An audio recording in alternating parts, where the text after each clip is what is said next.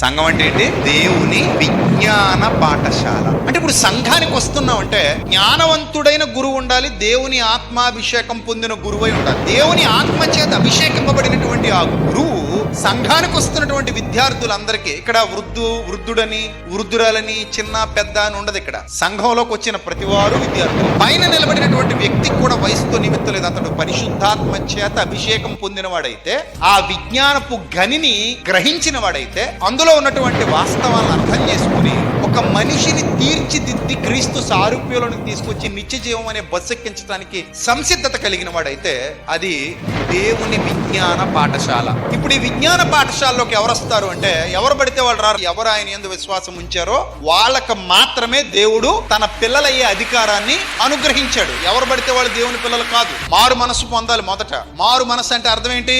ఆ పాపపు చేష్టల్ని, పాపపు ఆలోచనల్ని, పాపపు బ్రతుకుని అసహించుకొని, నాకు కొద్దిది ఇన్నాళ్ళు ఇందులో పంది పొరిలినట్టుగా పొరిలాను, నేను ఇంక ఈ బురదలో ఉండను, నేను వచ్చేస్తున్నాను బయటికి, ప్రభువా నన్ను క్షమించు, నన్ను మన్నించు, నన్ను కనికరించు, నాకు దారి చూపించు అని ఎవరైతే మారు మనస్సు పొంది పశ్చాత్తాపం చెంది ప్రభు సన్నిధిలోనికి వచ్చారో వాళ్ళు పాఠశాలలో బాప్తిస్మం ద్వారా అడ్మిషన్ తీసుకుంటారు.